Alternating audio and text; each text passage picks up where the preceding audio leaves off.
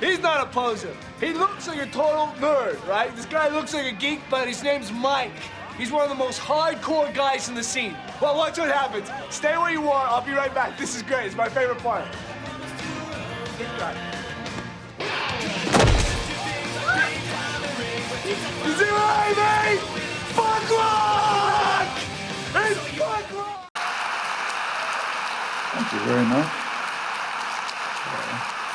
I think we're all familiar with the famous doomsday clock established by the Bulletin of Atomic Scientists right after the use of the atomic bombs in 1945. It has a minute hand, which is set a few minutes. Mr. Chomsky, sorry to interrupt you. I have now the introduction in German. Right.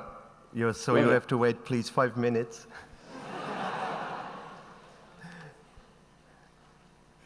Okay, thank you very much.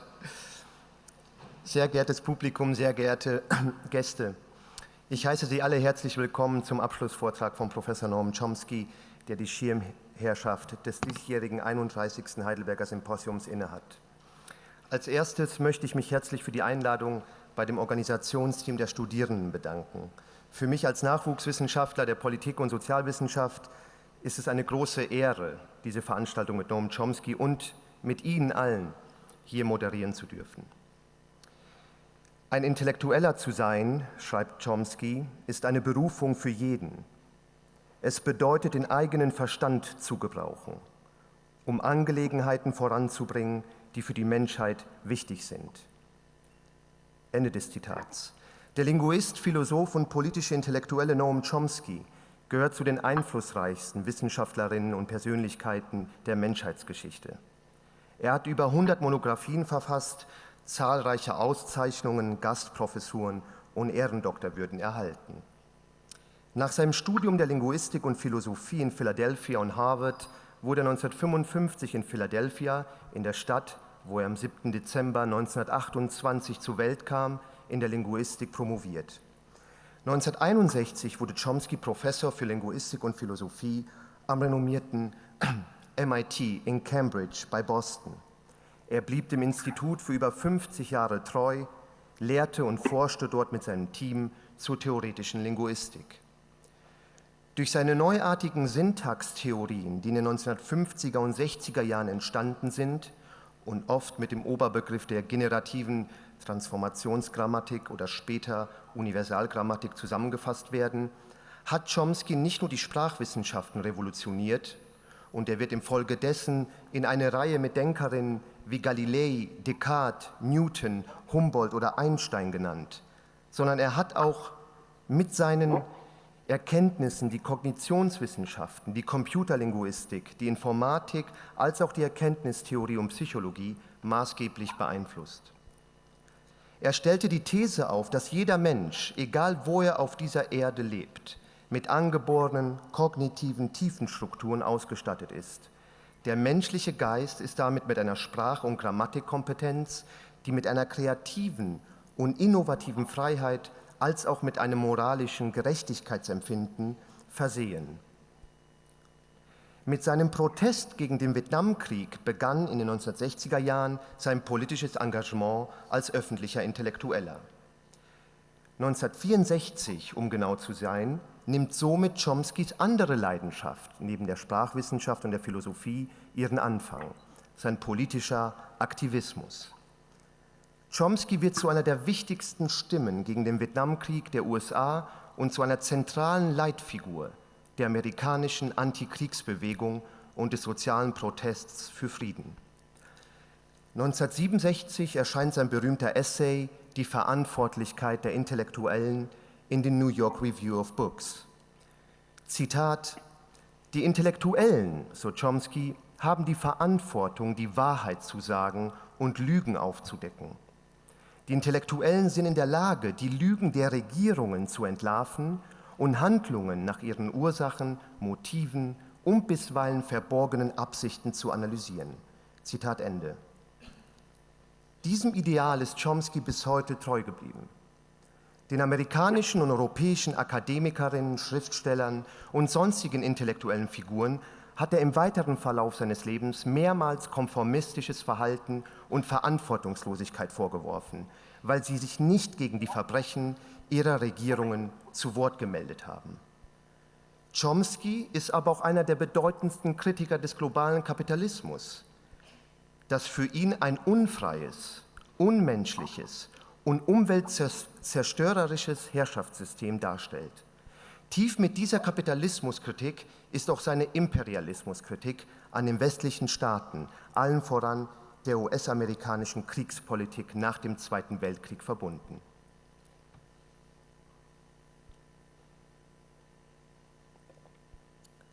Chomsky weist in seinen zahlreichen politischen Analysen nach, wie viele Kriegsverbrechen, Menschen- und Völkerrechtsverletzungen von den regierenden politischen und ökonomischen Eliten seines Staates und ihrer Verbündeten, aber auch von anderen globalen Großmächten durchgeführt wurden und weiterhin werden. In den letzten Jahren hat Chomsky sein Augenmerk vor allem auf die globale Umweltzerstörung und den Klimawandel sowie auf die Millionen von Menschen, die sich auf der Flucht befinden, gerichtet. Dass die gemeinsamen Ressourcen unserer Welt in den Händen von einigen wenigen liegen, ist für Chomsky das zentrale Hindernis, welches eine freie und emanzipatorische Entwicklung der Menschheit und der anderen Lebewesen auf diesem Planeten verunmöglicht. Die Konzentration von Reichtum und Macht, die durch neoliberale und autoritäre Politiken in den letzten Jahrzehnten enorm zugenommen hat und die mit einem gleichzeitigen Abbau von zivilgesellschaftlichen erkämpften demokratischen und sozialen Rechten einhergeht, zeugt für ihn, dass der politökonomische Machtmissbrauch der herrschenden Klassen immer mehr ausartet und uns alle in den Abgrund der Selbstauslöschung führt. Chomsky ist selbst Befürworter des libertären Sozialismus oder auch Anarcho-Syndikalismus. In seinem sehr berühmt gewordenen Aufeinandertreffen mit Michel Foucault im niederländischen Fernsehen im Jahr 1971 sagte Chomsky Folgendes über die Ziele seiner politischen Ideale. Zitat: Wenn meine Annahme stimmt, dass ein Grundelement der menschlichen Natur, das Bedürfnis nach schöpferischer Arbeit, kreativer Forschung und freier Kreativität ohne den willkürlichen, einschränkenden Einfluss von aufgezwungenen Institutionen ist, dann folgt daraus natürlich, dass eine würdige Gesellschaft die Möglichkeiten zur Verwirklichung dieser fundamentalen menschlichen Eigenschaft maximieren sollte. Jede Form von Zwang, Unterdrückung, autokratischer Kontrolle von Lebensbereichen, wie sie privates Kapitaleigentum oder die staatliche Kontrolle darstellen, all diese autokratischen Restriktionen für beliebige Bereiche des menschlichen Strebens sind zu überwinden, zugunsten von direkter Partizipation in Form von Arbeiterinnenräten und anderen freien Zusammenschlüssen, die von Individuen gegründet werden, um dem gesellschaftlichen Leben und der produktiven Arbeit zu dienen. Anarchosyndikalismus besteht für mich aus einem föderierten, dezentralisierten System freier Vereinigung, das sowohl die Wirtschaft als auch andere gesellschaftliche Institutionen umfasst. Ende des Zitats. Chomsky ist ein Denker der Gerechtigkeit, der an die radikale Gleichheit und Freiheit aller Menschen glaubt und sich für die Unterdrückten und Leidenden einsetzt. Er hat weiterhin die Hoffnungen an die dem Menschen innewohnenden Möglichkeiten der kollektiven Emanzipation und an eine Welt des friedlichen und nachhaltigen Zusammenlebens. Aber dafür müssen wir mit zivilem Ungehorsam gegen die, wie Chomsky sagt, Herren der Menschheit aufstehen. Von Chomskys Leidenschaft zur radikalen demokratischen Selbstbefragung und Selbstkritik und allen voran dem Mut zur Wahrheit können wir einiges lernen. Wir, die zu den Privilegiertesten auf dieser Erde zählen und mit unseren Lebensweisen auf Kosten anderer leben, während diese anderen, vor allem im globalen Süden, gleichzeitig flüchten, hungern, ertrinken, getötet oder in Lagern eingesperrt werden. Es gibt leider zu wenige unabhängige, kritische und zugleich bescheidene intellektuelle Persönlichkeiten wie Noam Chomsky. Er ist vor kurzem 90 Jahre alt geworden und er erhebt weiterhin seine Stimme gegen das unzählige Unrecht auf dieser Welt. Noam Chomsky wird uns nun in seinem Vortrag seine Diagnosen des gegenwärtigen Weltzustandes präsentieren. Seit 2017 lehrt und forscht er als Professor im Department of Linguistics an der University of Arizona in Tucson, nahe der Grenze zu Mexiko. Liebe Gäste, bitte begrüßen Sie herzlich live zugeschaltet aus Tucson Professor Noam Chomsky.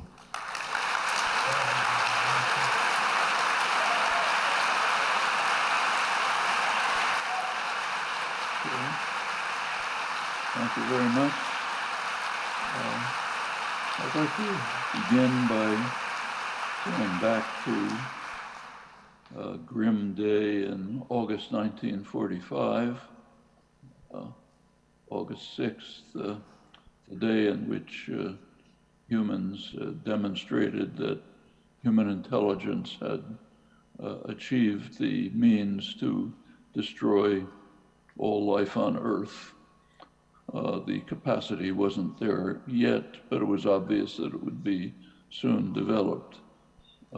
Shortly after that, the Bulletin of Atomic Scientists, a major group of atomic scientists, established their famous doomsday clock.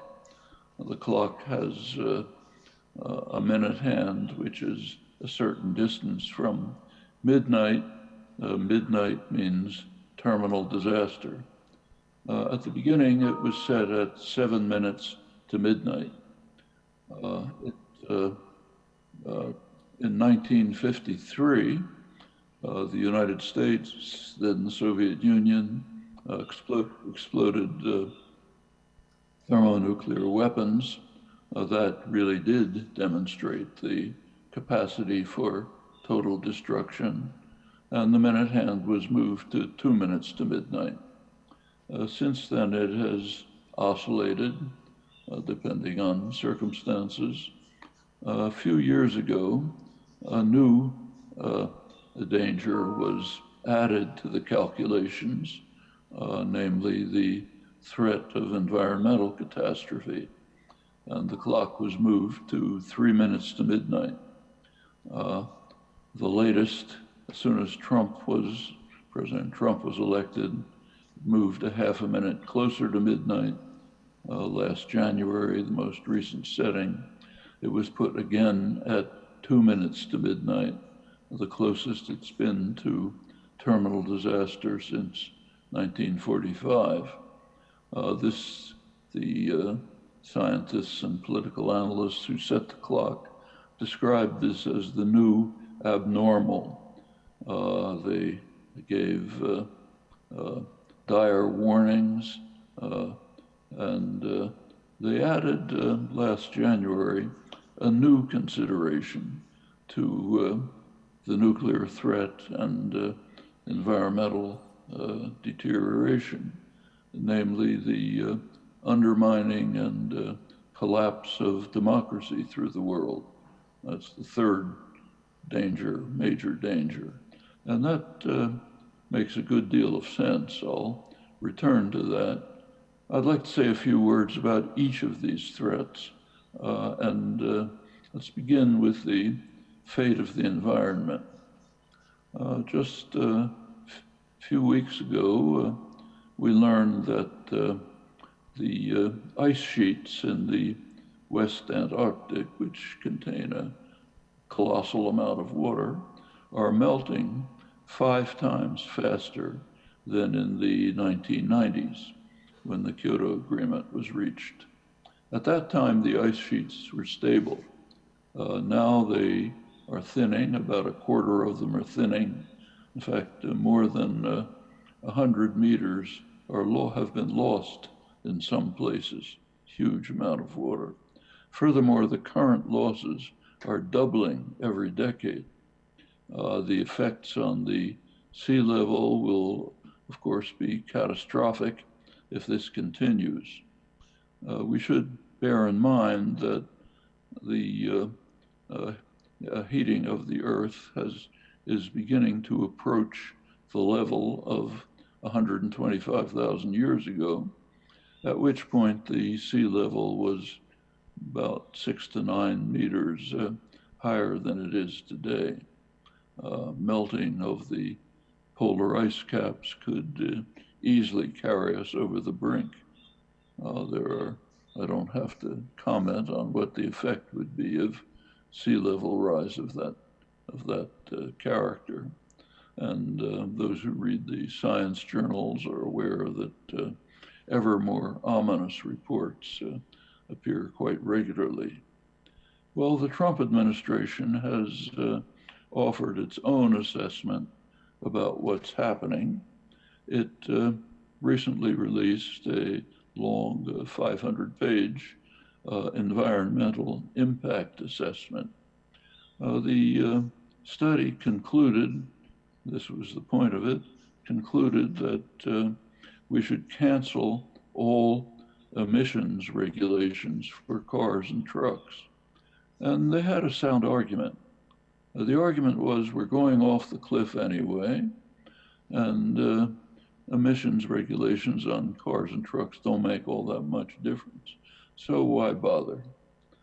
Their assumption is that by the end of the century, the temperature will have risen 4 degrees centigrade. Those of you who've followed these issues know that that means essentially the end of organized human life on Earth. There is another assumption in their analysis, namely that everyone in the world is as criminally insane as we are and will do nothing about it.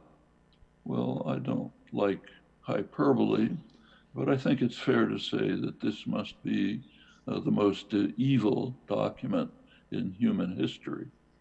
And it passed with essentially no comment. The crucial point here is that they know exactly what they're doing when they race to escalate the use of fossil fuels, which of course the US is doing. It is now the rogue state in the international arena in this respect.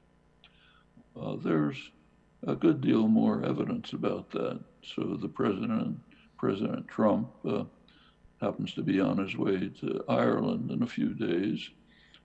He's going to stay at he's having a vacation there. He will stay at his golf course in Ireland.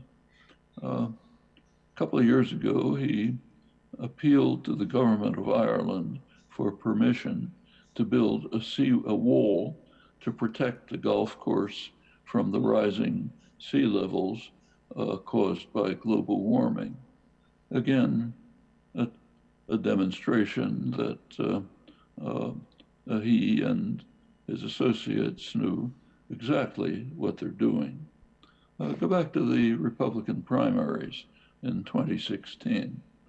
It was quite a remarkable event in some respects, which were not discussed.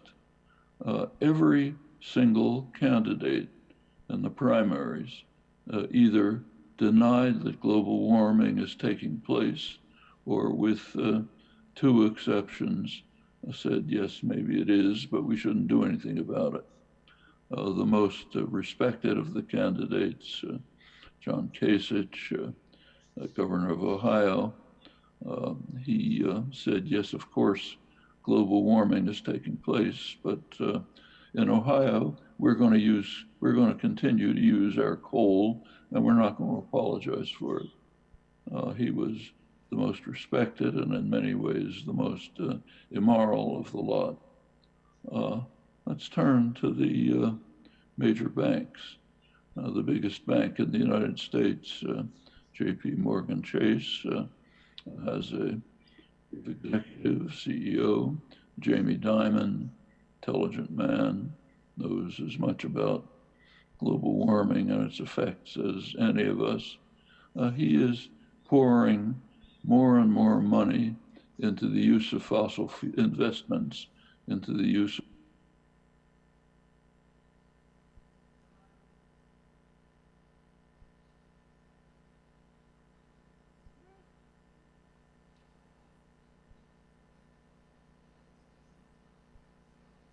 sane, intelligent human beings be consciously trying to escalate what they know very well is total disaster, the end of organized human life on Earth. And if you think about it, you can see the answers. So take Jamie Dimon again, CEO of JP Morgan Chase. He has several choices. One choice is to do exactly what he's doing, to accelerate the race to disaster. Now, the other choice is to resign and be replaced by someone else who will do exactly the same thing. The point is that these are not individual crimes, they are institutional crimes, which are not easy to overcome. We have many examples of that. Take the major energy producer in the United Energy Corporation, ExxonMobil. ExxonMobil scientists were in the lead in the 1960s, 1970s in assessing the impact of global warming and warning of its dire effects. In 1988, James Hansen, leading climate scientist, went public with a famous speech in which he warned that unless drastic measures are taken quickly, the human species will face real total disaster. In that year, 1988, the executives of ExxonMobil began, who had all of the information from their own scientists sitting on their desks, they began a large-scale program to deny that global warming is happening, or at least to sow doubts among the population as to what it's happening. That's a pretty remarkable fact. As soon as they found that it was going to be public, they started propaganda campaign to try to undermine concern about it. Well, these examples can be multiplied. There is, of course, an impact on the population. You take the governing Republican Party in the United States, look at polls about attitudes of Republicans. About 25% of Republicans think that global warming is a serious problem we have to hurry to address. There are studies of how people rank the various issues that are of concern to them. Among moderate Republicans, the sensible ones, global warming is ranked about 25th in the list, well below such colossal issues as alleged Russian interference in the election. When you go to conservative Republicans, it's even lower, about 30th in the list. This is, why is this the case? Partly it is the effect of the denialism.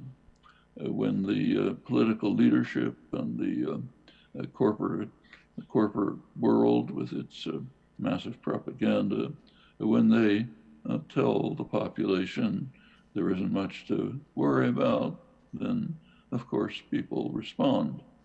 The media for a long time didn't really cover the issue very much at all. That's improved somewhat.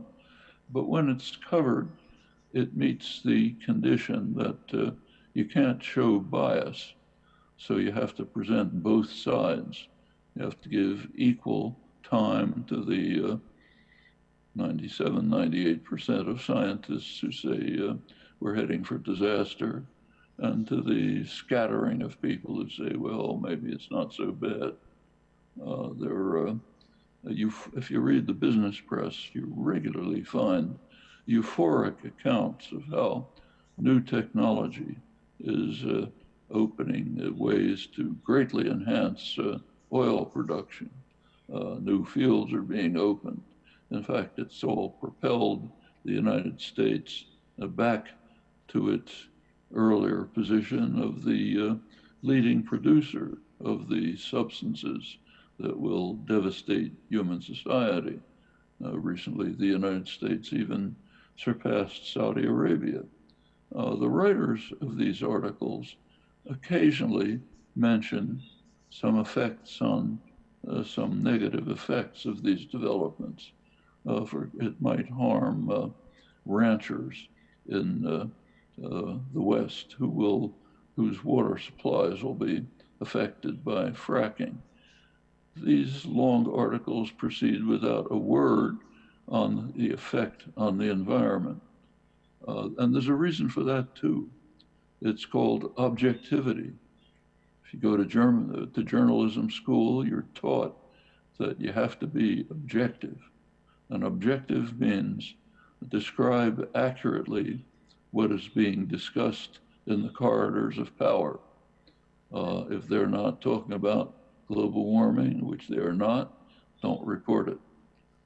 If you were to say something about it, that would be a departure from objectivity. It would be showing your bias, so you can't do it. Well, the result of all of this is tremendous ignorance, which is a path to disaster.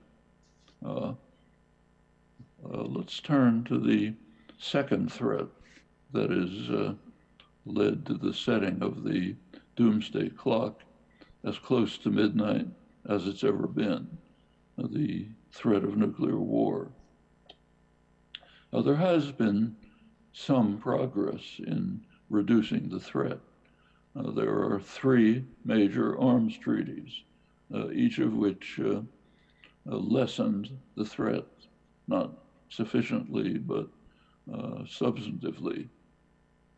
One is the ABM treaty, restricting anti-ballistic missiles.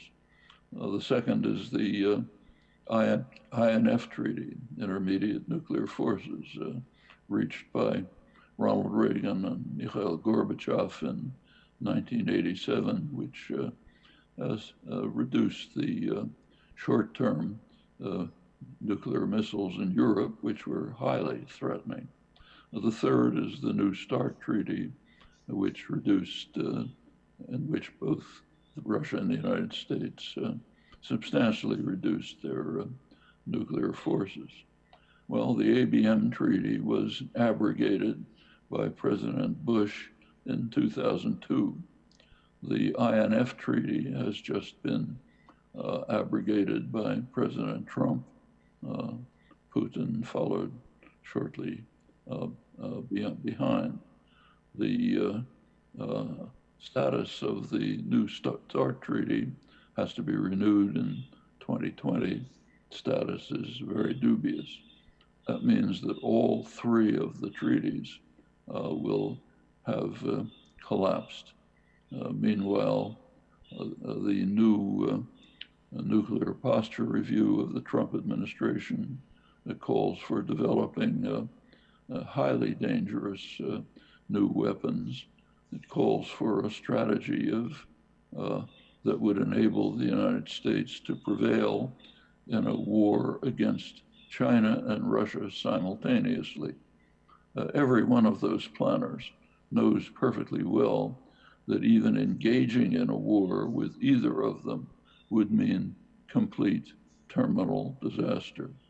It's understood that even a first strike would destroy the country that set off that first strike simply by the effects of nuclear winter. But so it continues. The Russians are doing the same, also escalating their nuclear forces.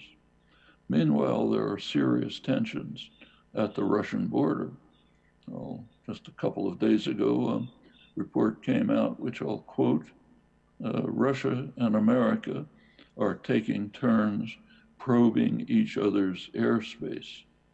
Actually, it points out that the Russian bombers and fighters remained in international airspace, and at no time did the aircraft enter United States or Canadian sovereign airspace. But it added that US forces are conducting similar operations near Russian airspace.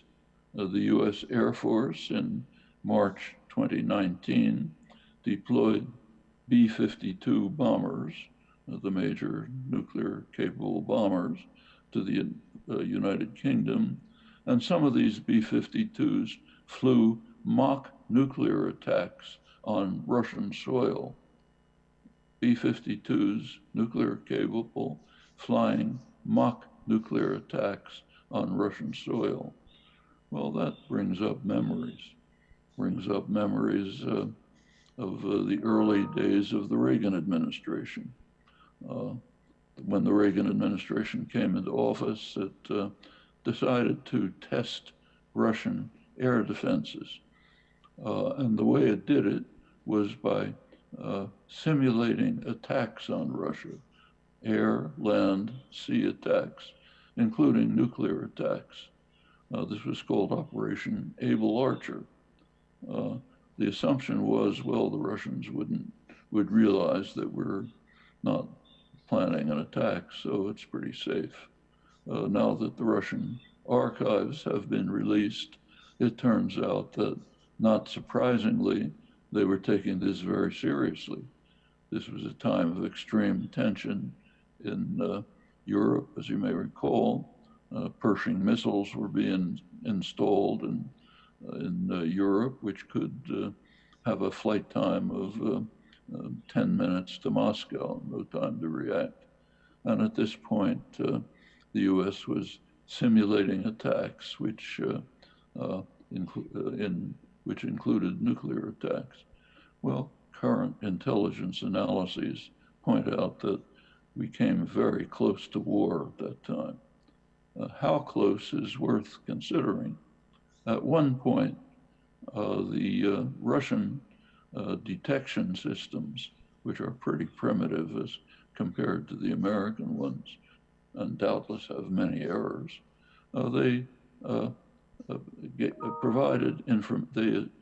received information that a large-scale missile attack was coming from the United States to destroy Russia. The protocol is for that information to go to a particular individual. His name was Vladimir Petrov. He is supposed to transmit it to the high command, then to the Politburo chief, and they respond. They decide whether to respond with a retaliatory attack. Vladimir Petrov decided not to transmit the message. That's why we're alive today, literally. It's not the only case. There are several other cases. But the point is that if you look over the record of the nuclear age, it's an absolute miracle that we've survived this long. And miracles don't persist. The sword of Damocles is dangling over our heads, and it's suspended by a very thin hair. Notice that these tensions are taking place at the Russian border, not at the Mexican border. In fact, that would be unimaginable. If there was any threat anywhere near the United States, we would already have a final war. Why is it happening at the Russian border? Well, the answer, of course, is NATO expansion. Go back to 1990, 1991, when the Soviet Union was collapsing. There were negotiations. George Bush, the first President Bush, the German Chancellor, Mikhail Gorbachev, and they had different visions of what the post-Cold War world should be. Gorbachev's vision, which he advanced, was for a Eurasian security zone, joint security zone with no military alliances. Of course, the Warsaw Pact was being dissolved.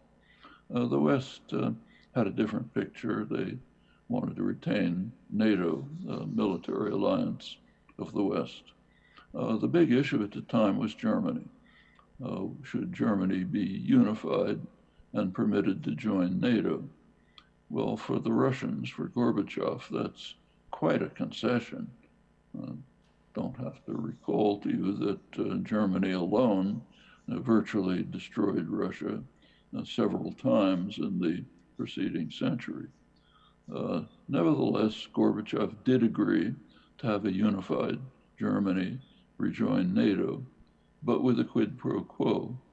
The condition was presented to him both by the United States and the German statesman, was that NATO would not move 1 inch to the east. That was the phrase that was used. That meant East Germany. No one was contemplating anything beyond. Well, the agreement was reached. NATO immediately moved to East Germany, forces in East Germany. When Gorbachev objected, it was pointed out to him that this was only a verbal agreement. Nothing was on paper, so it was fine. Bill Clinton then became president, expanded NATO through the East European satellites. In 2008, there was even an offer to Ukraine to join NATO. That's the Russian geopolitical heartland. It was reiterated in 2013. George Kennan and other senior statesmen had warned early on, right at the beginning, that this NATO expansion was a tragic mistake, in Kennan's words, a policy error of historic proportions, since it would plainly soon lead to tensions, severe tensions at the Russian border. And in fact, so it has, and the risk of nuclear war is not slight. One of the prominent European historians in England, Richard Sakwa, points out that, as he puts it, NATO's mission today is to manage the risks created by its existence, which is in fact correct. That's not the only flashpoint that could easily lead to nuclear war, which, recall, is terminal war, but it's the most important of them. Well, let me put that aside and turn to the third challenge to survival that moved the doomsday clock to as close to midnight as it's ever been, namely the deterioration of democracy. And as I mentioned, that makes good sense to include this as a third threat to survival. Now, the reason is that the sole hope for decent survival is that an informed public will take the lead in confronting the lethal challenges that humanity faces. Organized, committed, popular action has been the critical factor in driving such progress as has been made. So, for example, the INF Treaty, 1987, was reached after huge public protests and demonstrations in the United States and in Europe. And that remains the hope for today. Well, what are the prospects? Actually, they're mixed. There are some positive signs. So the militant actions of Extinction Rebellion, recently the school strikes, have dramatized the extreme dangers that we face in the near future from global warming. In the United States, Sunrise Movement, which is actually a small group of young people, were able to mount a series of actions, including occupying congressional offices. These succeeded in putting an ambitious Green New Deal program on the electoral agenda. That's a necessity for survival in one or another form. Outside the United States, national governments are doing at least something, not enough, but something. And the same is true of states and localities within the United States, though crucially not the federal government, which is racing in the other direction, alone in the world. Now, there is a long way to go, and there's not much time. And in this context, the quite notable decline of democracy around the world is a very serious issue, in some cases with quite significant implications for survival. The most important example, of course, is the United States, the most powerful country in world history with incomparable advantages, and now alone in swinging the wrecking ball under the lead of a narcissistic megalomaniac who also happens to be a very skilled politician who is brilliantly exploiting and contributing to the sharp deterioration of democracy. Say more about that later. No less dangerous is what just happened in Brazil. There, the newly elected president, who is one of the most grotesque of the brutes who are now disfiguring the world stage, he has pledged to accelerate the destruction of the Amazon, what is called the lungs of the earth, the major carbon sink of the earth. This in order to, as a gift to his friends in agribusiness and the mining industry. That means virtual genocide for the indigenous population and a very severe blow to hopes for averting environmental catastrophe.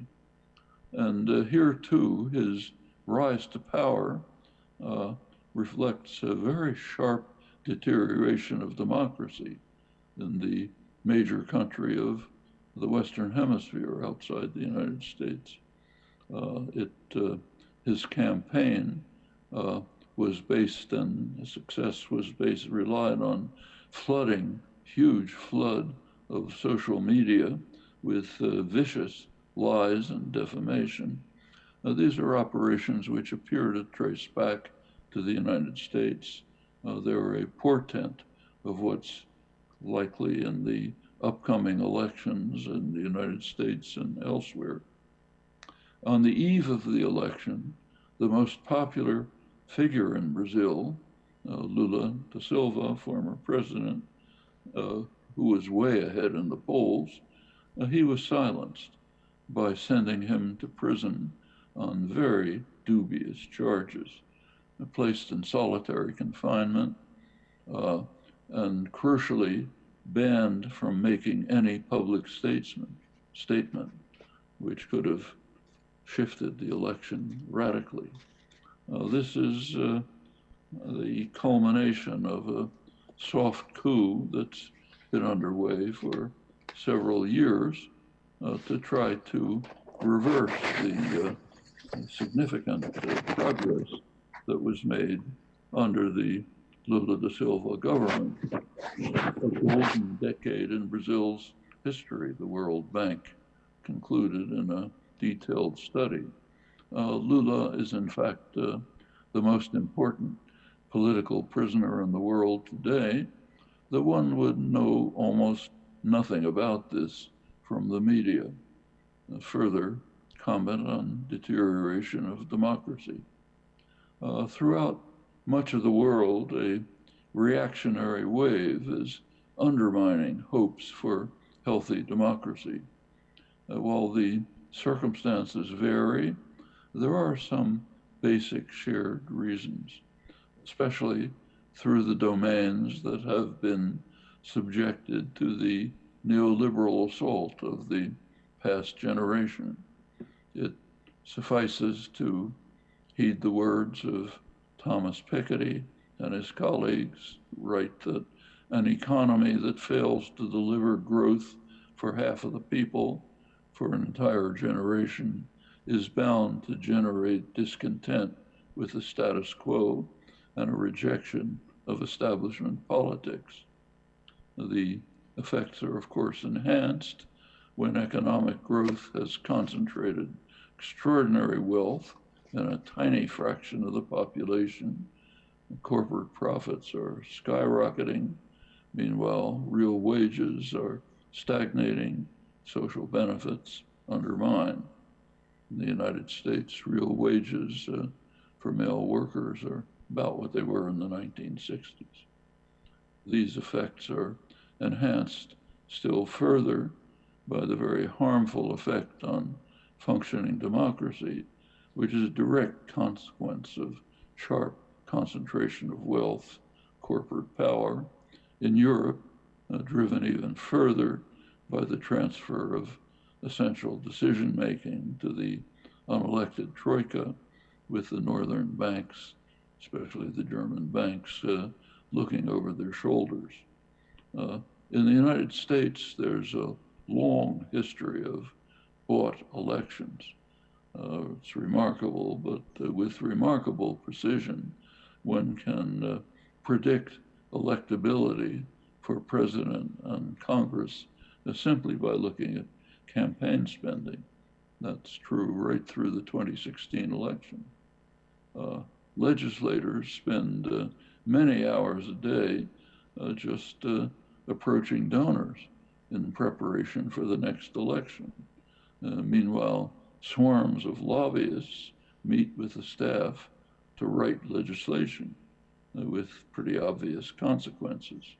These practices have rapidly escalated during the neoliberal years with the help of the most reactionary Supreme Court in living memory. And the result is that a large part of the population, a large majority, in fact, are literally disenfranchised in that there is no relation between their preferences and attitudes and the decisions made by their own representatives who are listening to other voices, the voices of the donor class. The most recent studies, actually just reviewed in the business press a few days ago, give a very graphic picture of what's happened to the general population during the neoliberal years.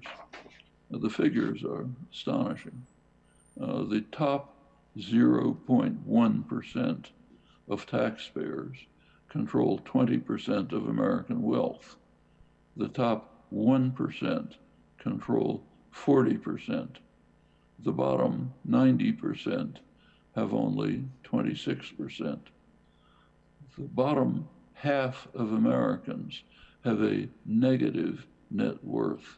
That means their debts exceed their wealth. Meanwhile, the multinational corporations move almost half of their foreign profits into tax havens, lower tax jurisdictions. Huge sums are stolen from the population by tax avoidance. These same studies found, I'm now quoting the business press, that something cataclysmic happened around 1980. As Ronald Reagan was winning the White House in 1980, the top 0.1% controlled 7% of the nation's wealth. By 2014, after a few decades of booming markets, stagnant wages, the top 0.1% had tripled its share to 22%. That's more wealth than the bottom 85% of the country. In the aftermath of the 2008 financial crisis, while middle-class Americans were burdened by job losses and debt, the rich had swiftly resumed their party. The wealth that had vanished from financial markets after the collapse had reappeared, doubling and tripling the portfolios of well-off investors. like agribusiness and fossil fuel production, the financial institutions, which now pretty much dominate the economy, benefit from enormous taxpayer subsidies. That's not just the regular bailouts, which make the headlines, but far more important, what is in fact a tacit government insurance policy, assurance that if the banks fail, the taxpayer will bail them out. That provides them with high credit ratings, inflated credit ratings, cheap access to cheap credit, numerous other advantages. That amounts to practically their entire profits, according to IMF studies. In the great growth years of the 50s and 60s, the banks were regulated by New Deal measures. There were no crashes. The banks also served the real economy. Under Reagan and his successors, deregulation has led to repeated crises, each one worse than the last. And the institutions are increasingly divorced from the real economy. In fact, harming it in many ways. If you take a look at, say, Apple, other major corporations, increasingly they're devoting their resources to highly profitable financial manipulations instead of to research and development and product and development. They're relying on the tacit government insurance policy to, just in case things go wrong, the taxpayer will come to the rescue. The general population face not only stagnation and decline of benefits, but also insecurity. They're becoming what is sometimes called a new precariat. The former Federal Reserve Chair, Alan Greenspan, attributed his success in running the economy to what he called greater worker insecurity. And what he said is that workers are so intimidated that they won't seek better wages, better working conditions, that increases profits, controls inflation, since it's a healthy economy by some standards. Well, people who are cast aside by social and economic policies and foresee a bleak future quite naturally feel resentment, anger, fear, and it's all too easy for such feelings to be transmuted into a search for scapegoats, commonly those who are even more vulnerable. That's particularly true among populations that have been atomized by policies designed to undermine the social order, guided by Margaret Thatcher's maxim that there is no society, only individuals. That's actually her unwitting paraphrase of Karl Marx, who bitterly condemned the authoritarian rulers of Europe for seeking to turn society into a sack of potatoes, in his phrase, an amorphous mass of isolated people who confront concentrated power alone. That a crisis of democracy should result from this is not very surprising. And in fact, in election after election in Europe, the centrist parties have been collapsing. There are similarities in the United States, even though the parties retain their names. The outcomes are often attributed to xenophobia, fear of immigrants, racism, other social pathologies. But there's a good bit of research that shows that the basic problem is economic distress, stagnation, insecurity, along with the undermining of social policies, all of which does open the door to pathological symptoms that can be exploited by demagogues for ugly ends. It's important to recognize that from the perspective of the framers of neoliberal global capitalism, the resulting deterioration of democracy is a very positive feature of the policies. The essential guiding principle was expressed very well in 1969 by well-known Austrian-American economist Fritz Matschlup, who's a prominent figure in the neoliberal movement that took shape in Vienna after World War I and finally achieved hegemonic status with Thatcher and Reagan. Matschlup urged that we should reflect, I'm quoting him, reflect on the proposition that full democracy may not be the most suitable system for government for politically and intellectually immature people. The unlimited right to vote and elect the men who will govern the country may lead to the destruction of many other freedoms and of any chance for economic development. The other freedoms are the sanctity of investor and property rights, including free movement of capital, unhampered by sovereignty, by unions, by other impediments to what's called the optimal use of resources. It's a very convenient euphemism which easily transmutes into luxury yachts for the rich and bags of potato chips for the rest. Well, without continuing, the challenges we face are formidable. They can be confronted, they can be overcome, but in the light of their severity, a delay is not an option. Thank you.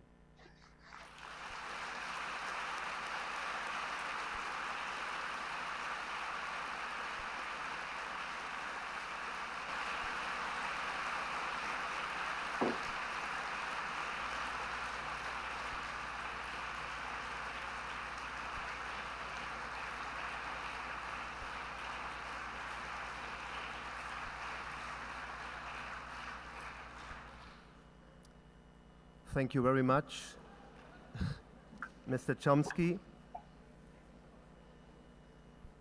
You can hear me, right? Yes, I can.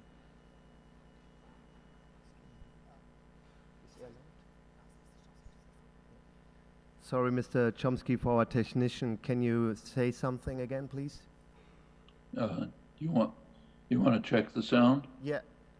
Okay. Yes. So Okay, perfect. We can hear you. Questions and discussion. Yeah. Thank you very much again, Mr. Chomsky, for your very inspiring lecture and for your diagnosis of our global conditions. So I will start now with my questions and open then the floor to the audience.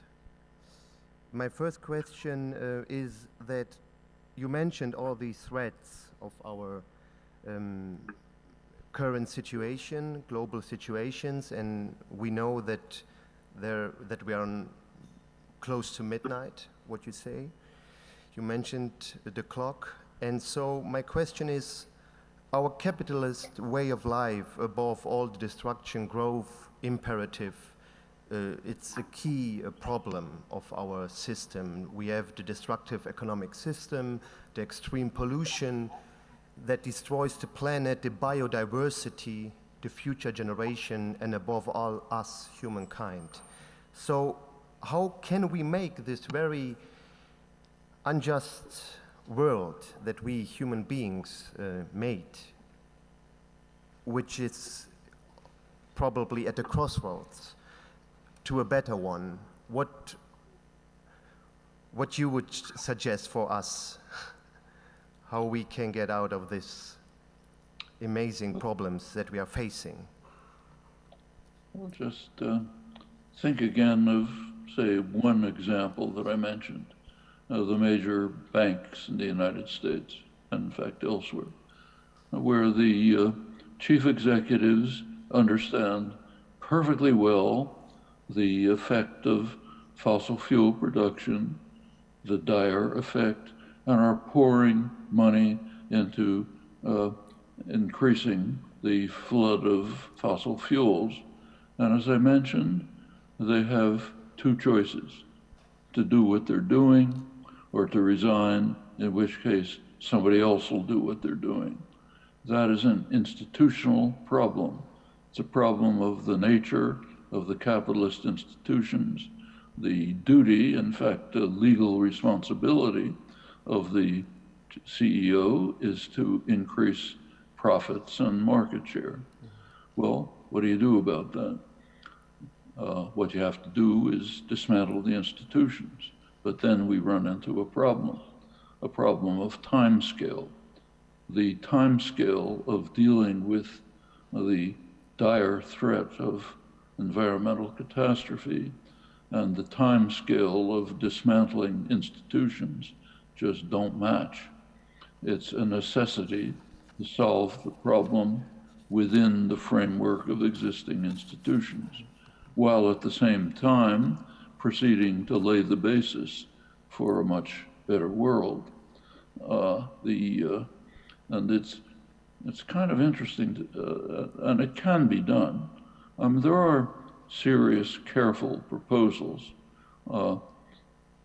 Maybe the most detailed one is by economist Robert Pollin, a leftist economist at the University of Massachusetts, is a very detailed, sensible, highly worked out plan for how you could, with even contemporary technology, keep the global warming within some livable amount, if not 1.5 centigrade, maybe a little beyond, even within existing institutions. At the same time, it's also worth bearing in mind that the institutions are very fragile. In fact, if you look at debate going on in the United States right now, you can, and the same elsewhere, you can see how close we are to a radical transformation of institutions. So for example, take a huge debate going on right now all over the world, prominently in the United States, all over the newspapers. How can we prevent China from stealing jobs from industrial workers? Well, it's interesting the way the debate is framed. Is it China that's stealing the jobs? I mean, is China putting a gun to the heads of General Motors, General Electric, Microsoft, IBM, and saying, you've got to send your jobs here? No, of course not. It's the management of those corporations that's deciding to do it. So what's the solution? To take which is not raised, but it's right at the edge of people's thinking, with a little push it can get there. Say, okay, since the problem is the management of the institutions, let's have a different kind of management, maybe a more democratic form of management. And maybe the people in the enterprise should make the decision as to where investment should go. That happens to be an idea that was suggested by a rather obscure gentleman in the 19th century whose initials were KM, if anybody can remember. So yes, maybe we're right on the verge of saying, look, it's time for the people who work in the enterprise to make the decisions about what happens to it. And that's just on the cusp of a major radical transformation of institutions. I don't think that change of institutions is impossible. We should remember that if you go back to the early days of the Industrial Revolution, say in the United States, same in England earlier, working people, say about in the mid-19th century, working people took it for granted that wage labor was an intolerable, illegitimate attack on their fundamental rights, that wage labor was essentially the same as slavery, except that it's temporary. Actually, that was a slogan of the Republican Party in the mid-19th century. It was upheld by Abraham Lincoln.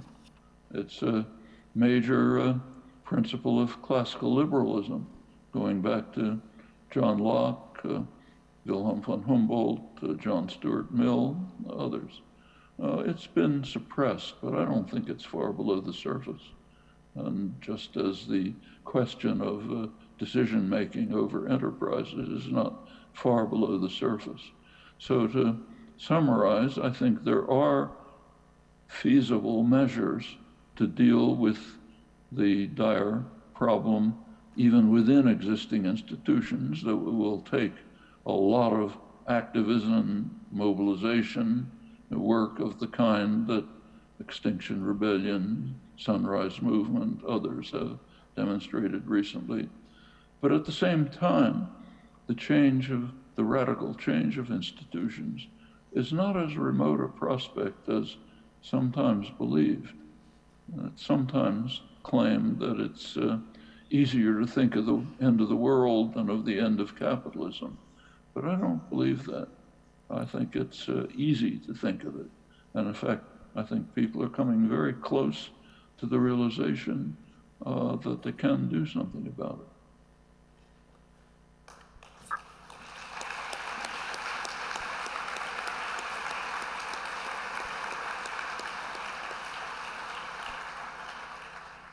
So when I just summarize you the major radical transformation that we need, so the social and ecological transformation to secure our human being and Earth, so it is not possible. So you have a very, very pessimistic view that we cannot change the institutions because they are really oligarchical structured between political elites and economic elites. But on the other side, you are also an optimist because you are saying, okay, we have the social protest, we have the civil disobedience, we have the opportunity in our societies to go out to the streets, to go in front of parliaments and to try to have this radical change. But I just want to say that you have now, in your last sentence, you mentioned it, pessimistic view that we cannot change the parliamentary system, and not also the parliamentary system. We know that big decisions are not made anymore in a parliament. So you said it, we have multi-corporate World Bank, the ECB in Europe, and the financial markets. They are doing the decisions. So what you would answer now, if I understood you right, that you have a pessimistic view that we cannot change the institutions. Well, I really don't believe that. In fact, let's think about it again. The major decisions are, of course, they're made by the World Bank and the IMF, but the driving force is the corporate world, the concentration of power in huge mega corporations. Now, and here what is needed is not so much civil disobedience as simple education. Simply think how close people are to realizing that, in fact, they have to take control. Go through it again. China's stealing our jobs. That's what's driven into people's heads every day. It's obvious that China is not stealing our jobs. No, it's the corporations that decide to move to China that are stealing our jobs. Who tells them to move to China? The management. Suppose that the workforce of the enterprise democratically decides what should be done, not handing it over to the management. Suppose we even make a further move and eliminate the curse of wage labor and have democratic control. Is that a difficult argument? I think it's a pretty easy argument. I've just summarized it in a minute, you know. that can easily be brought to people. It's never mentioned. Nobody says, look, the answer is not China, the problem of China. The answer is something was suggested by Karl Marx in the mid-19th century and of working people at the same time. That's the answer. But I don't think it takes a lot for people to get to understand that. It's never presented to them. You take a look at the entire discussion of job loss and the effects that it has, the pathologies that are being stimulated by people like Trump and others. It's simply that nobody is telling people, look, stop to think for a minute. If you think for a minute, you can figure this out. Doesn't even take a high school education. It's transparent.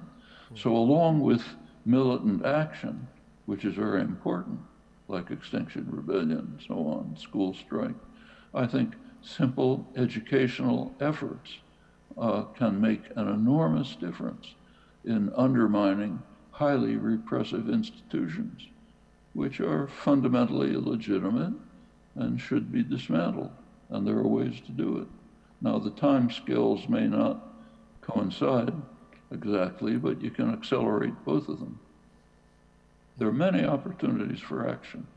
It's easy to be pessimistic, but I think we should remember the slogan that Gramsci made famous, pessimism of the intellect, but optimism of the will.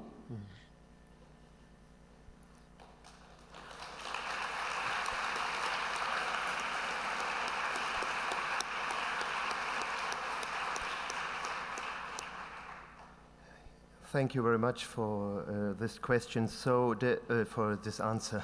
So the education, you said, is a really important tool to change our society and also to change our economy. So our destroying economy that is destroying us and our planet.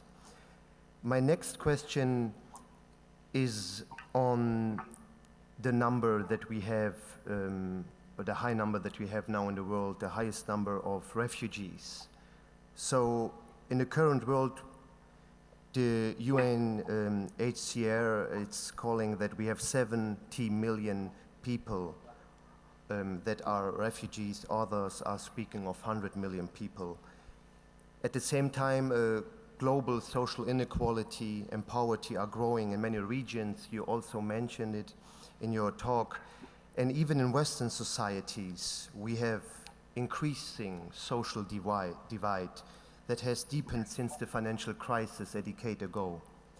So, isn't it the only consistent solution, Mr. Chomsky, to institutionalize global freedom of movement so that people can live their lives wherever they want? It is. It's kind of like saying in an era of wars and violence, the solution is peace on earth and goodwill to men. You know, that's true, but it doesn't get us very far. Take, say, the Schengen Agreement, which did institute something like that within Europe. Very positive development, I think. But take a look at the consequences.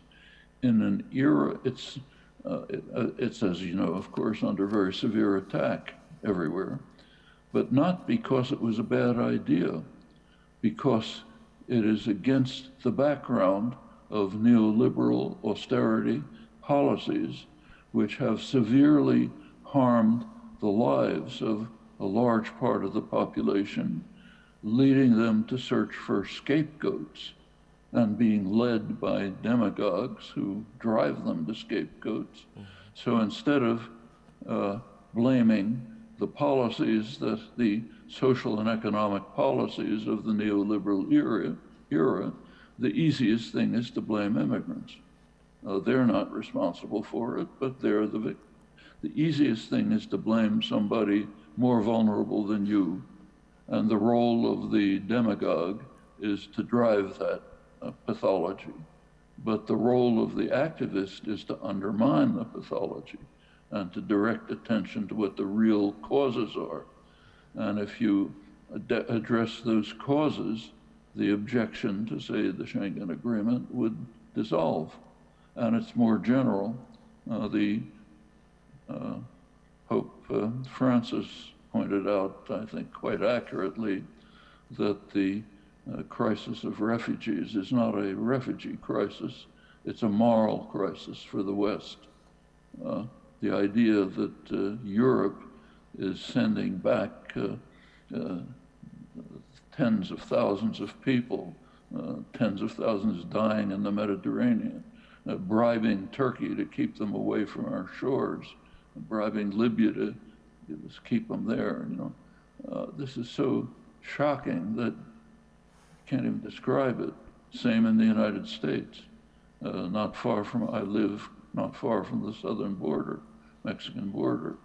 The idea that miserable people are being separated from their children, who are put in concentration camps, put in solitary confinement, driven back to countries which are unlivable, is utterly shocking. And it becomes even more shocking when we realize that the hideous conditions from which people are fleeing did not just come as an act from God. Europe has a certain history in Africa, which I don't have to relate. The United States, even in recent years, has devastated Central America.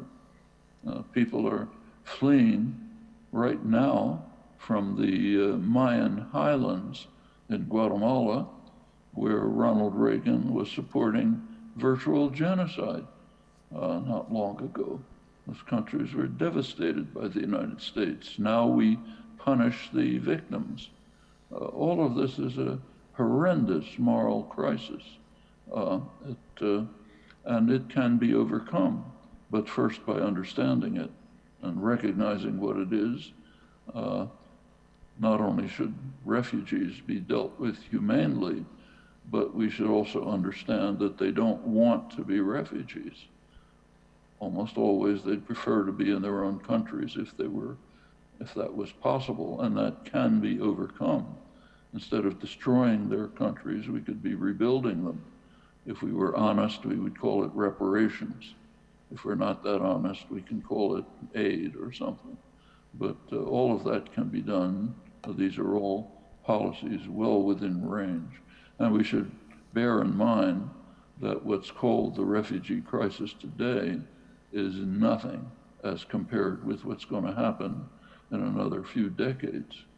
Simply calculate the consequences of a rise in sea level on, say, the low-lying plains of Bangladesh, and or the effect of a good bit of South Asia is now facing a water crisis already and almost unlivable heat during the summer. That's hundreds of millions of people. What's going to happen to them if the West Antarctic ice sheets continue to melt or even accelerate? It doesn't take much imagination to figure it out. There'll be a refugee crisis of a kind that is absolutely unimaginable. And the solution is not dealing with refugees, but ending the crisis. Just as the solution in Europe is not tearing apart the Schengen Agreement, but undermining the social and economic policies that have allowed demagogic leaders to direct fear and anger at vulnerable people as scapegoats and away from the actual source of their distress.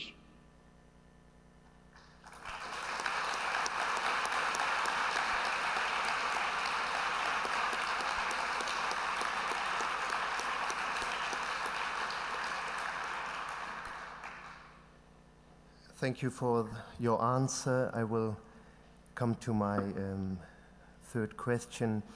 Even in our privileged societies, you mentioned before, neoliberal policies are leading more and more people into precariousness. So neoconservatism can be seen as the back of this neoliberal model. women are the ones who suffer most in this current world, and care and reproduction work and cheap labor continue to be carried out by women. Violence against women continues also to be high in many parts of this world, including our Western societies. So in the last years, we saw some important phenomena. So I will mention 5 million women in Spain went out for a successful general strike on March 8. Also in India, you have a lot of young female students last year protested for more self-determination rights, autonomy, against sexual violence, against patriarchy. So what do you think, Mr. Chomsky, about these new feminist movements?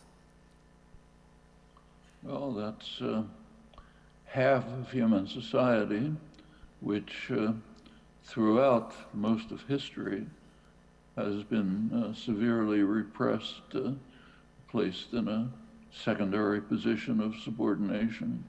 It's a major stain on the human history, not everywhere, but overwhelmingly, finally being addressed seriously. It's been a long struggle. Take, say, again, England and the United States, which were in many ways, the most advanced in freedom and democracy. In the United States, at the time of the American Revolution, the women were not recognized as people. They were property under British law, which was taken over.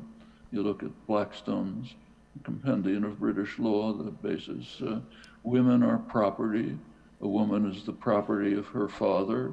Property is handed over to the husband. One of the arguments against allowing women to vote at the Constitutional Convention in the United States was that it would be unfair to unmarried men, because a married man would have 2 votes, his own and his property's. That remained in the law until 1975, literally. It was as a result of the activism of the 60s, including much of it led by women, the beginning of the women's movement, that finally the Supreme Court decided in 1975 that women have the rights of peers. They have the right to serve in federal juries. They're legally peers. Well, that's a formal advance, but it's been accompanied by many others. Now, there's a long way to go, but the things that you mentioned, which also take place in the Third World, the huge women's march in Brazil, for example, which I discussed. Shortly before the election, there was a huge demonstrations in all cities of hundreds of thousands of people, led by women, against the terrible sexist gangster who was elected by this massive social media campaign. Mostly women, and these are very salutary, very positive developments. Again, there's a long way to go, plenty of problems, but it's the kind of thing that should gain enormous support and commitment.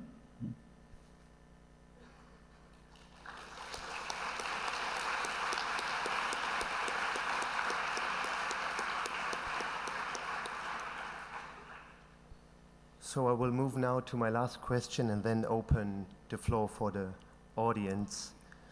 My last question is, we have now these really, really big problems that we have after the world financial crisis of 2007, but also you mentioned in the 80s and 90s with Reagan and Thatcher, the neoliberal paradigm, there is no alternative, deregulation, dismantling of basic social rights, privatization, economization of our lives, of everything, of our soul, of our flesh.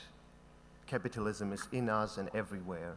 So these measures have been implemented to a large extent by centrist parties, so social democratic parties or conservative parties.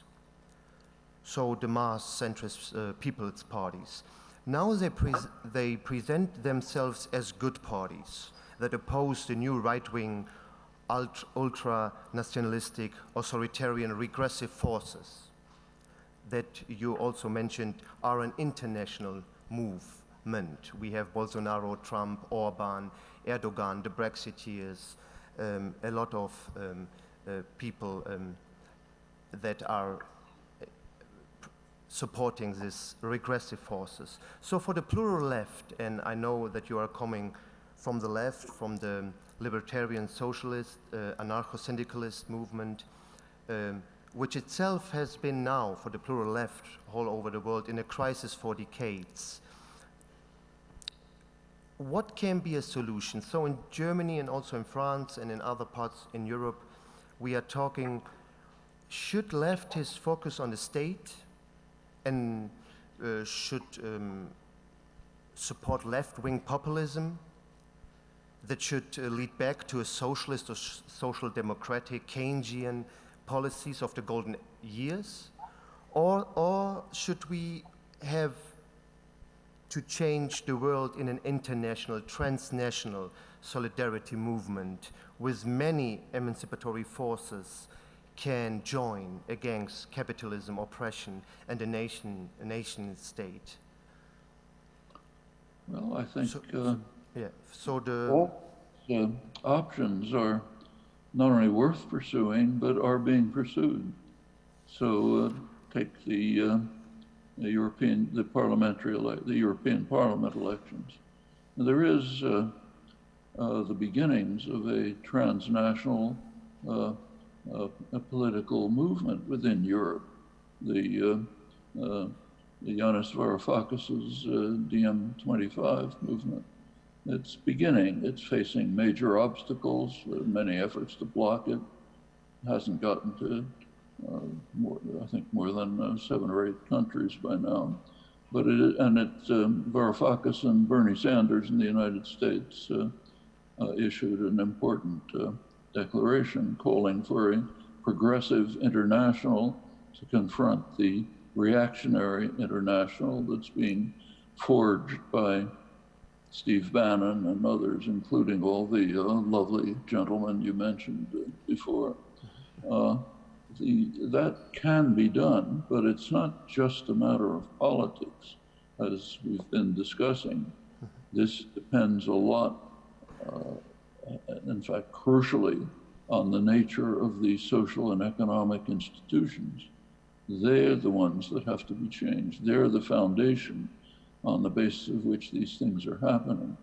The center-left parties can now pretend to be the good guys as opposed to the far right, the neo-fascist right. But that's a very thin claim, since exactly as you pointed out, it's their neoliberal austerity policies that have led to the rise of the far right. Yes, when you have policies that devastate people, that create anger, resentment, bitterness, then you will get demagogues who will try to turn it to the far right. But it's the policies that the centrist parties have been pursuing that is leading to this. And they're the ones who have to look in the mirror and say, look what we've been doing wrong. And the much more important than that, the populations themselves have to come to understand why these things are happening, how much we can take control of ourselves if we choose to, up to the level of taking control of enterprises on the part of their own workforce, the most democratic possible answer. All of these things are possible. It takes work, takes effort, plenty of barriers, but there have been harder problems in the past. I mean, I'm old enough to remember vividly the dark clouds of fascism spreading over Europe in the 1930s. Actually, if I can have a moment for an anecdote, the first article I wrote was in February 1939, after the fall of Barcelona. It was in an elementary school newspaper. I'm sure not a very great article, but I remember the way it started. It started by saying that Austria falls, the Anschluss, Czechoslovakia falls, the Munich, Toledo falls, major city in Spain. Now Barcelona falls. Fascism has spread over Spain, seems to be inexorable, spreading over all Europe. It's obvious what it meant. Don't have to repeat that. Now, those were days of darkness that far exceeds what we're facing today. And it's not the only time in history when monstrous crimes had to be faced. Slavery, many others. It's been done, can be done again.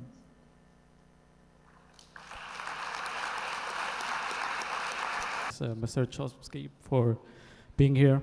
Well, I've been in the first event and now in the last, and I think I have now a pretty clear idea of the problems, the injustices, and the challenges we have now in this world. But what I've been missing is concrete solutions about what we should do about it. You've been proposing some ideas, but on the institutional level, my question for you is, what can I do as an individual, as a student, do today? Should I go in the streets and protest more? Should I go reading more books and studying, or another thing? Thanks. Well, I think it's very straightforward. There's no magic keys. We all know the answers. One thing that a young person can do is exactly what many young people are doing. In fact, it's kind of striking that in the lead of protest and concern, arousing concern for environmental catastrophe, in the lead are young people, students in schools. The school strike, Extinction Rebellion, Sunrise Movement, Earth Strike, which I didn't mention, others. Those are some of the things that can be done. But there's much more than that. People's understanding has to be changed. Consciousness has to be changed. What's called hegemonic common sense has to be undermined. That takes individual effort. It can start with things as simple as talking to your neighbors. Let's take, say, real movements. How do they get started? Take, say, civil rights movement in the United States. It had major effects. Not enough, but major effects. How did it start? Well, in 1960, a few students, black students, 4 black students, decided to sit in at a lunch counter in Greensboro, North Carolina, where blacks were not allowed to sit. They were immediately arrested and taken away. I could have ended it, except that the next day some more black students came and sat there. Pretty soon, some white students joined them. Within a couple of months, you had freedom riders going through the South, very dangerous, incidentally. Many were killed trying to encourage poor black farmers to vote, something as simple as that. Well, ended up being huge demonstrations, massive demonstration in Washington. Finally, significant legislations were passed. Take the anti-war movement, the anti-Vietnam War movement. Vietnam War was the worst crime in the post-war period. Took a long time to get any objection to it. I can remember myself back in the early 60s when the war was being sharply escalated and nothing was being said about it. I was actually giving talks in the living rooms of neighbors or in a church with 4 people there. Well, a lot of other people were doing it too. And pretty soon it grew, and you had massive anti-war movement so strong that it prevented, we know from the Pentagon Papers, it prevented the US government from sending more troops there in 1968. It blocked a likely, possible even use of nuclear weapons. That's the way movements develop and grow. What can young people do? Exactly what they've done in the past to get these movements started. It was the same with the feminist movement. It's been the same with any popular movement throughout history. So what can you do? Answer is just about anything. People like you are really quite privileged. Otherwise you wouldn't be here, meaning you have lots of opportunities. It's never going to be easy. You know, it might be something as simple as talking to a few people in a neighbor's living room, the way the anti-war movement got started. It might be something as simple as sitting in a lunch counter. It might be something much bigger, like the Extinction Rebellion or school strikes. But it's all available. And the problems, when you think about the scale of the problems, they look so overwhelming that you just give up. But when you think of how fragile these systems are, and they are fragile, as soon as you begin cutting away at their roots, they begin to erode and collapse. And small efforts can easily be grow into major developments.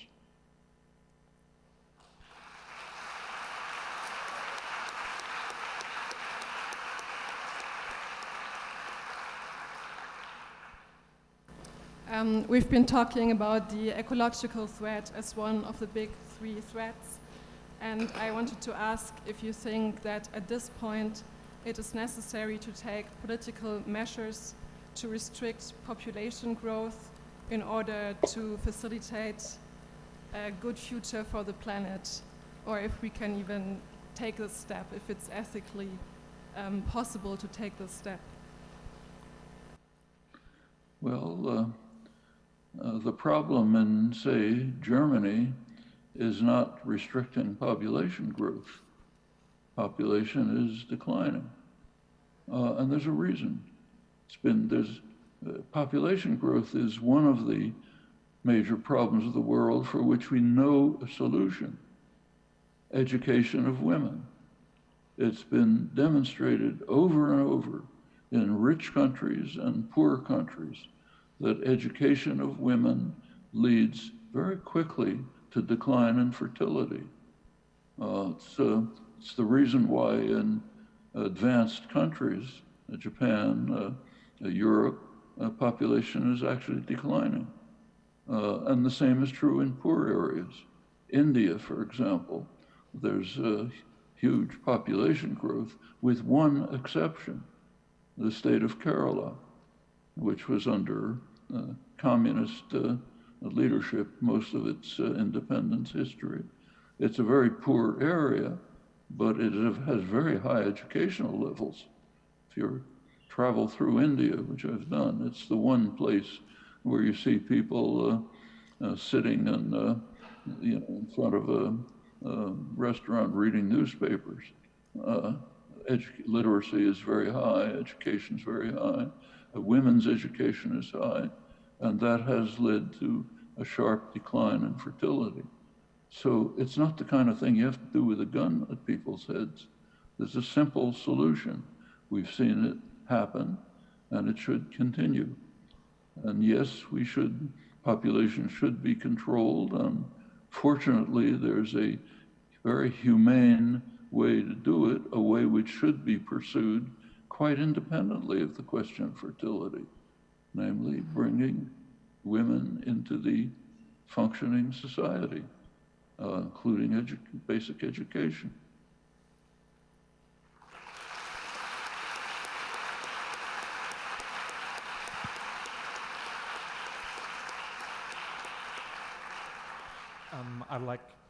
Okay, it's on? Yeah.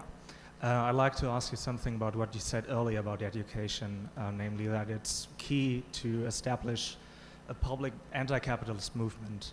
But I think, at least I see a bit of a paradox there, because education in schools and university isn't going, not everyone can enjoy this.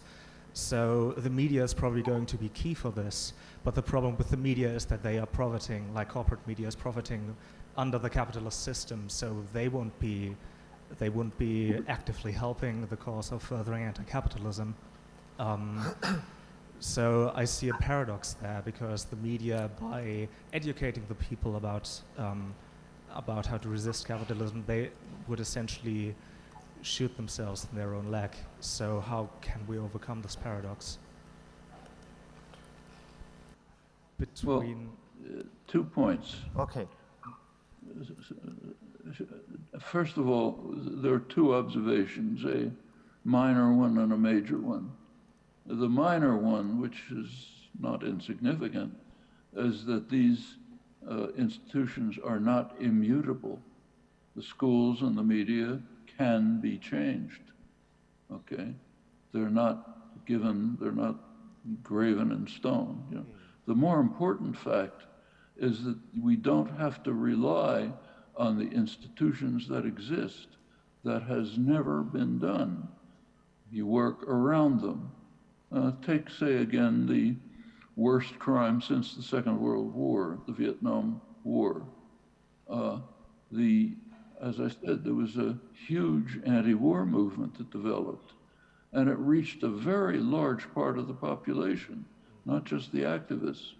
So when the war ended in 1975, polls showed, and they continued to show for many years, that about 70% of the population regarded the Vietnam War as not a mistake, but fundamentally wrong and immoral. Now think about that for a minute. Not a mistake, fundamentally wrong and immoral. What did you read in the media? What did you hear in the schools, in the universities?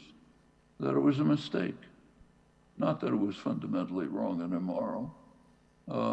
In fact, to this day, if you read the intellectual journals, New York Review of Books, last issue, for example, talks about the Vietnam and Iraq War mistakes. It's not what the majority of the population thought. They recognize they're not mistakes. They're fundamentally wrong and immoral. How did that happen? Not by changing the media, not by changing the schools, but by activist organization that spread throughout the country and led to a change of understanding and consciousness. Okay? Same with the civil rights movement. They were not teaching in the schools that segregation should be ended and that people should have rights. It was done around it. Same with the feminist movement. And same with the abolitionist movement back in earlier in history. The same with the workers' organization. Schools weren't teaching that people should form unions. They did it outside the schools and the media. We are not constrained and limited by the formal institutions that exist. They can be changed, but you can work around them exactly as has been done throughout history. We're not forging new paths. We're using the experiences that have been accumulated through the history of struggles. And on the basis of those, we know how to proceed further. And it's something that each individual can do in his or her own circles and environment.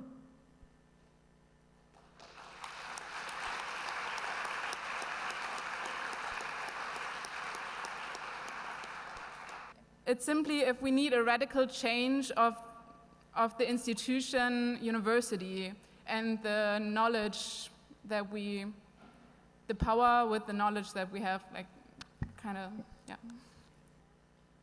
So we need, okay. Sorry, you're saying we need a radical change in the way thinking and inquiry and discussion are carried out within the universities.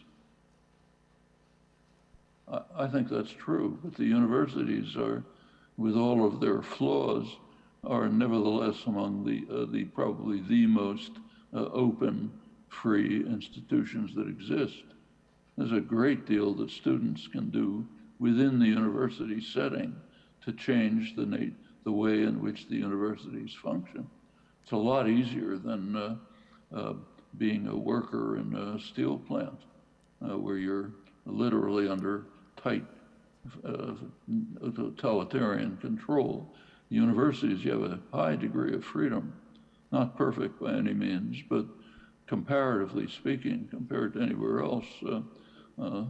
In fact, you might ask yourself, why is it the case throughout history, even in recent years, that it's young people roughly of your age, who are at the forefront of agitating and organizing for social change? Well, there's a reason for that. People of your age are at the freest moment of their lives. They've got to the point where they're out of parental control. They're not yet at the stage where they have to try to figure out how to put food on the table for a family under onerous conditions. They have a very high degree of freedom, and it shows. That's been the center of activism traditionally. You take the cases I mentioned, black students sitting at a lunch counter. They couldn't have done that when they were 10 years old. No, they wouldn't have been able to do it when they were 40 years old. They could do it when they were students. The same with the women's movement, began the same way. Same with the peace movement, started with teach-ins, organizing by students. I should recognize that you're at a period of life where you have unusual opportunities, and you happen to be at a university, which is one of the institutions that is the easiest to influence and affect by simple, not by taking over the president's office, but simply by discussion, organization, forming groups, setting up independent courses, which can be done in most universities. I mean, throughout my own teaching career, much of it has been sent in courses that I taught on my own time for undergraduates on issues just like these, courses which were open to the community. I tried to arrange them in the evening so that working people could come as well. All of these things can be done. It's plenty of opportunities it takes a little imagination, a lot of work, but it's feasible. Thank you.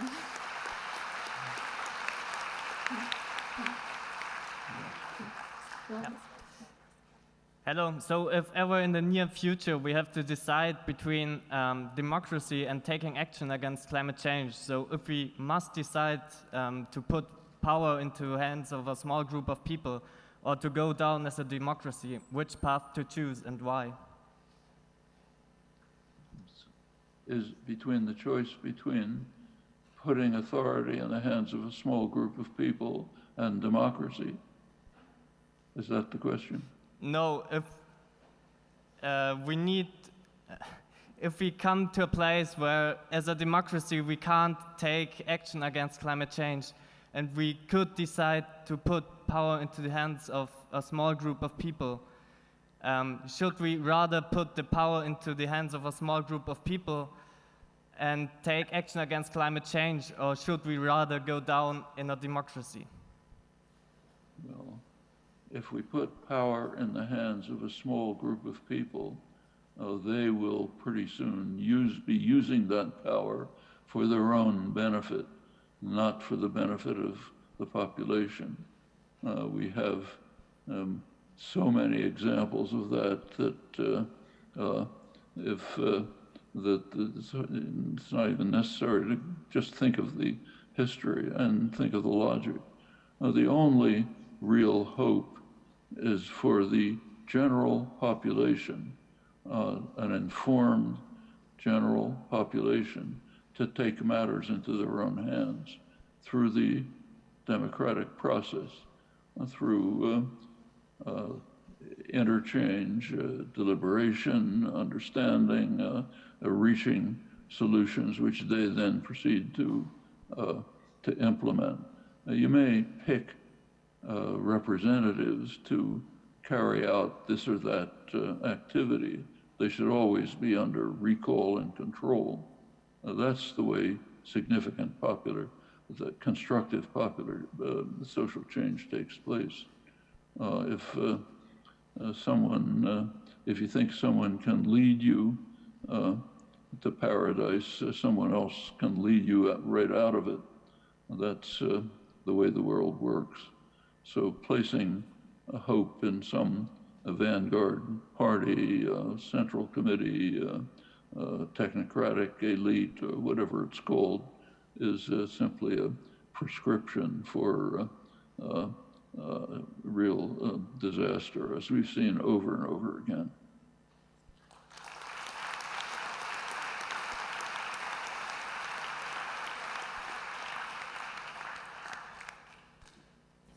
As in the case of Bolsonaro, ultra-conservative leaders use religion as a driving force to move the uneducated masses into supporting their agendas. And I wanted to ask what the role of religion in these countries is in maintaining the institutions and the people who are so detrimental for democracy, or in other cases, or in the case of Bolsonaro particularly, for the maintaining of our world. Does it always have to be a role of the opium of the people, or can it also be, or can it be otherwise? Because, well, this is a very important issue in those countries, even if it is no longer such in the Western developed world.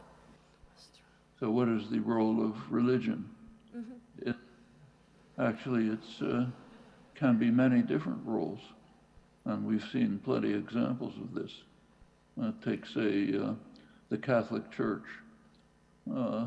For most of its history, ever since the Emperor Constantine took over Christianity as the religion of the Roman Empire in the 4th century, it's been, as historian of Christianity Hans Kung described it, Christianity became the religion of the persecutors. But it doesn't have to be. Pope John the 23rd in Vatican II in 1962 tried to change the church back to the Gospels, which happened to have a radical pacifist message.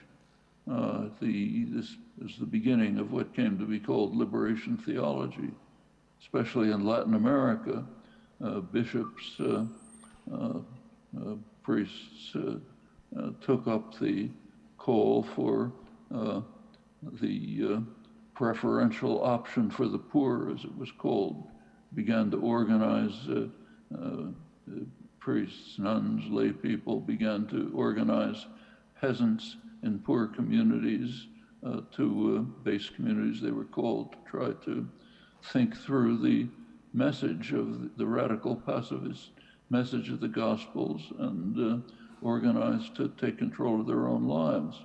That became a very powerful movement.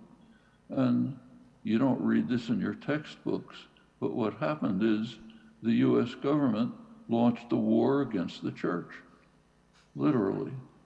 It literally launched a war against the church. And it takes pride, and that's why there was a long series of religious martyrs in Latin America, including the Archbishop in San Salvador, including 6 leading Jesuit intellectuals and who had their heads blown out by forces armed and trained by the United States at the end of the decade of the 80s. It's all suppressed, but it happened. And in fact, the US Army takes credit for it. If you read the advertising points of the School of the Americas, which trains Latin American officers, killers mostly, one of its points is that the US Army helped defeat liberation theology, namely the effort to bring the church back to its radical pacifist origins. And it had a big effect, liberation theology. And I remember in the 1980s, there was a very amazing movement in the United States. You don't read much about social movements, it's too dangerous.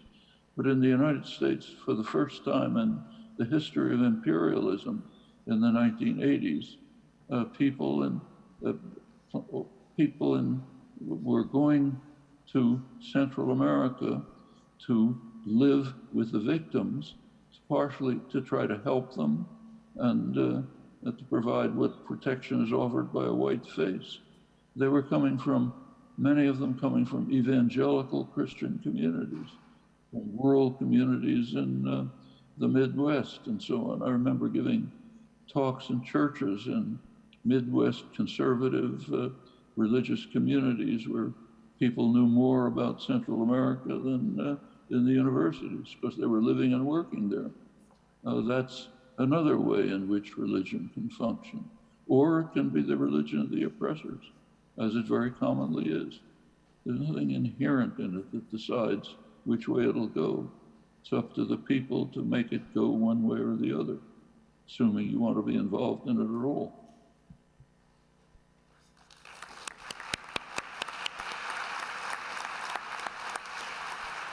I'm afraid I'm going to have to... So, Mr. Chomsky, we reach to the end. Thank you very, very much for your time. Also in the name of the organization team of the students here at the University of Heidelberg. And we wish you all the best for the future, and thank you for all your reflections and for your time. Thank you very much. Thank you very much. Thank you.